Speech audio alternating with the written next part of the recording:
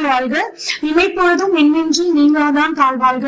ஓம் நம சிவாய, ஓம் நம சிவாய, ஓம் நம சிவாய. குரு பிரம்மா, குரு விஷ்ணு, குரு தேவோ மகேஸ்வர, குரு சாட்சாத் பரம்பிரம்மா தஸ்மை ஸ்ரீ குருவே நமக.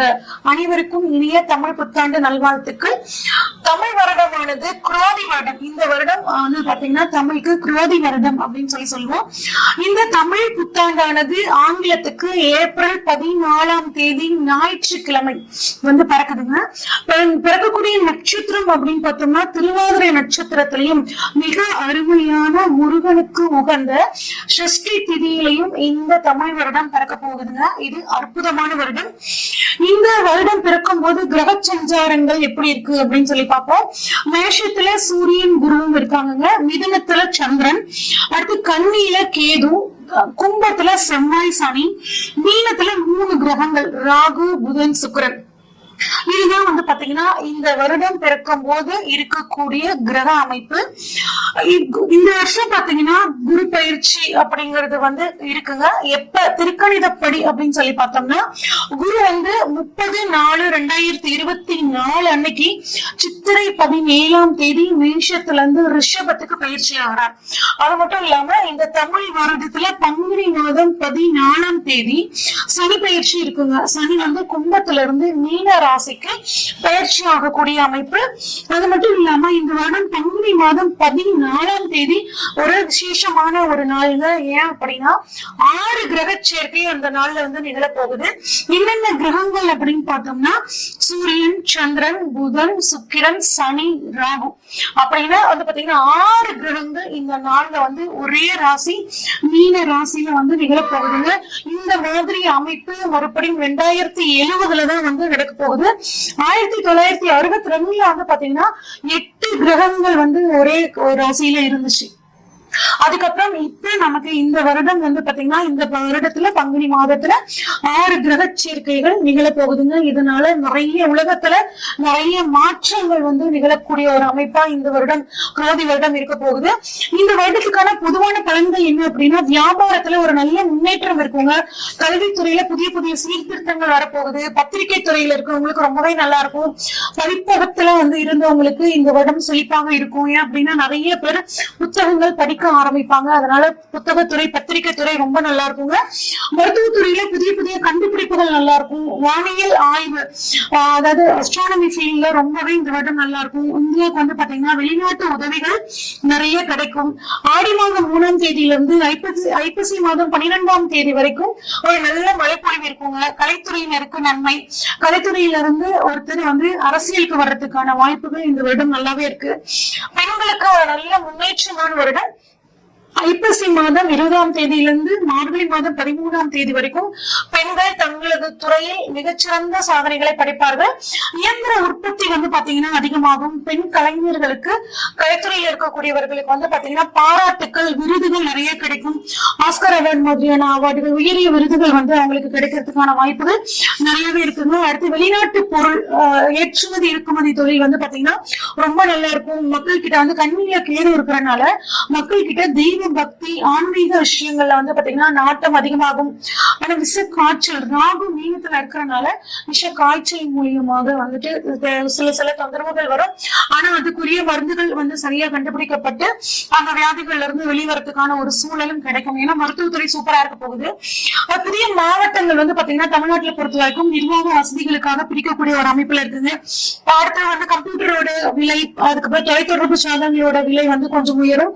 ஆன்லைன் பிசினஸ் ரொம்ப நல்லா இருக்குங்க. ஆனா ஆன்லைன் மோசடிகளும் அதிகமா நடக்கிறதுக்கான வாய்ப்புகள் இருக்கு. பணத்தை இன்வெஸ்ட் பண்ணும் போது ஆன்லைன்ல கொஞ்சம் கவனமா இன்வெஸ்ட் பண்ணிக்கிறது நல்லதுங்க. விவசாயம் நல்லா இருக்கும். விவசாயம் சார்ந்த மதிப்பு கூட்டு பொருட்களுக்கு நல்ல ஒரு விலை கிடைக்குங்க. விளையாட்டு துறையில இந்தியா மிகச்சிறந்த சாதனையை படைக்கும். இது பொதுவான பலன்கள்ங்க.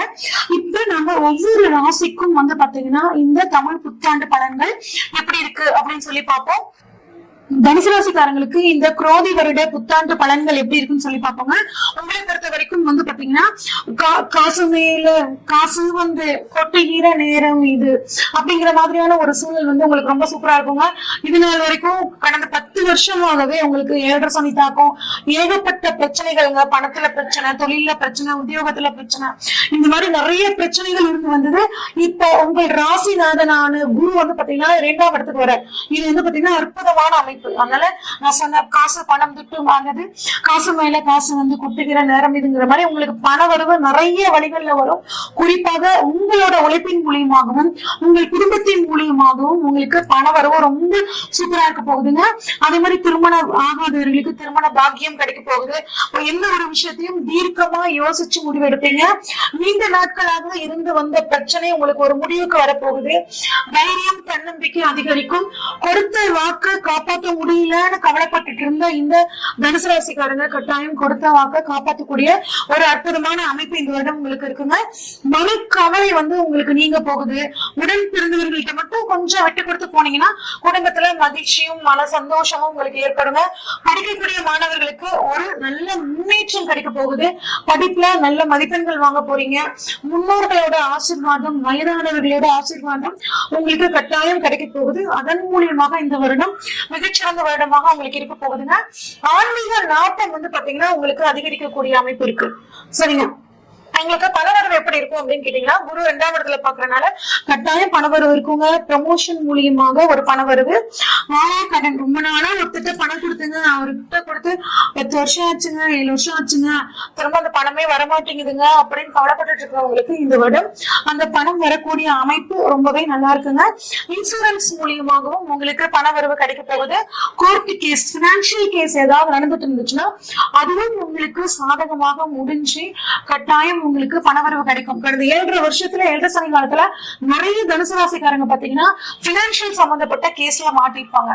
அதுல உங்க மேல தவறு இல்லாத பட்சத்துல இந்த வருடம் உங்களுக்கு அந்த கேஸ் சாதகமா முடியுங்க. அதன் மூலியமாக உங்களுக்கு பணவரவு அப்படிங்கறது நிச்சயம் கிடைக்குங்க. சரிங்க, எனக்கு திருமணம் எப்படி அப்படின்னு சொல்லி பார்த்தோம்னா, தனுசு ராசிக்காரங்களுக்கு கட்டாயம் இந்த வருடம் திருமண பாக்கியம் நல்லா இருக்குங்க.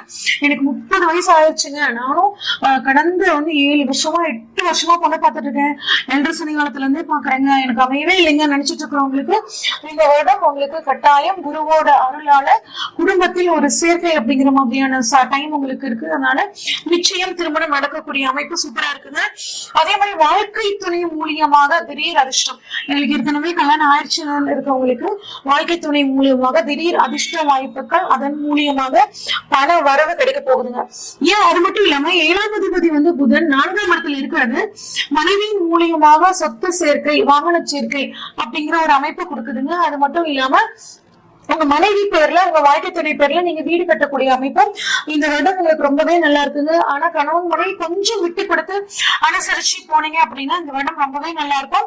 குழந்தை அப்படின்னு எடுத்துக்கிட்டோம்னா மருத்துவம் மூலம் குழந்தை பாக்கியம் கிடைக்கிறதுக்கான வாய்ப்புகள் ரொம்பவே நல்லா இருக்குங்க. வேலை அப்படின்னா 6ஆம் இடத்தில் வந்து பாத்தீங்கன்னா குரு இருக்காருங்க. உத்தியோகத்துல நல்ல நன்மை கிடைக்கும், புதிய வேலைகள் கிடைக்கக்கூடிய ஒரு அற்புதமான அமைப்பு இருக்குங்க. அதே மாதிரி ஒரு விஷயத்துல நீங்க கொஞ்சம் கவனமா இருக்கணும். உங்க கூட வேலை செய்யற எதிர்பாலினத்திடம், குறிப்பாக பெண்களாக இருந்தால் பெண்களிடமும், ஆணாக இருந்தால் பெண்களிடமும் கொஞ்சம் கவனமா இருக்கணுங்க. தொழில் சம்பந்தப்பட்ட விஷயங்களை மட்டும் அவங்க கிட்ட பேசிக்கிறோம். தேவையில்லாத பேச்சுக்கள் உங்களுக்கு வந்து பாத்தீங்கன்னா சங்கடங்களை ஏற்படுத்தக்கூடியது, கொஞ்சம் கவனமா இருக்கிறது நல்லதுங்க. நீங்க விரும்பிய இடமாற்றம், சொந்த ஊருக்கு டிரான்ஸ்பர் அப்படிங்கிறது உங்களுக்கு நல்லாவே இருக்கு இந்த வருடம். தொழில் அப்படின்னு பொறுத்த வரைக்கும் எங்களுக்கு தொழில் எப்படி இருக்கும் அப்படின்னு கேட்டீங்கன்னா, குருவோட பார்வை 5ஆம் பார்வை உங்களோட தொழில் ஸ்தானத்துல படுது. அங்க கேது இருக்கு. அந்த மாதிரி எக்கச்சக்கமான பிரச்சனைகள் இருந்தாலும் குருவோட ஒரு பார்வை வந்து பாத்தீங்கன்னா அனைத்து பிரச்சனைகளையும் உங்களுக்கு சரி பண்ணி கொடுக்குங்க. எவ்வளவு இடைஞ்சல்கள் தொழில இருந்தாலும் அதையெல்லாம் தாண்டி தொழில ஒரு நல்ல பேர் புகழ் கிடைக்கும் தொழிலுக்காக. ஆனா நீங்க நிறைய உழைக்கக்கூடிய அமைப்பு இந்த வருடமா உங்களுக்கு இருக்குங்க. ஆயுதம், நெருப்பு சம்பந்தப்பட்ட தொழில் பண்றவங்க கொஞ்சம் சேஃப்டி எல்லாம் சரியா இருக்கா, சேஃப்டி மெஷர்மெண்ட் எல்லாம் கரெக்டா இருக்கா அப்படின்னு சொல்லி பாத்துக்கோங்க. கொஞ்சம் கவனமா இருங்க. தினசரி விநாயகர் வழிபாடு பண்றது, குறிப்பாக ஒரு விநாயகர் சிலையோ இல்ல விநாயகர் படமோ தொழில் செய்யற இடத்துல, ஏன்னா தொழில் ஸ்தானத்துல கேது இருக்காரு, அந்த கேது வந்து பாத்தீங்கன்னா விநாயகருக்கு, அதனால விநாயகரோட ஒரு படத்தையோ இல்ல உருவத்தையோ வச்சு தினமும் பூஜை பண்ணி வழிபாடு பண்ணும் போது உங்க தொழில் வந்து பாத்தீங்கன்னா ரொம்ப சூப்பரா வந்து நடக்குங்க. சொத்து, உங்களுக்கு சொத்து வாங்கக்கூடிய யோகம் இருக்கா அப்படின்னு கேட்டீங்கன்னா கட்டாயம் உங்களுக்கு வாழ்க்கை துணை வழி சொத்துக்கள் கிடைக்கும். வாழ்க்கை துணை பேர்ல சொத்துக்கள் வாங்கக்கூடிய அமைப்புங்க. டாக்குமெண்ட்ல ஏதாவது பிரச்சனைகள் இருந்தாலும் அது விலங்குகள் நீங்கும். தாய் தந்தை அவங்களோட வழி சொத்துக்கள் கிடைக்கிறதுக்கான வாய்ப்புகள் இருக்குங்க. தாய் அப்பாவுக்கும் அம்மாவுக்கும் ஒரு ஃபுல் பாடி செக்அப் பண்ணிக்கிறது ரொம்பவே நல்லது.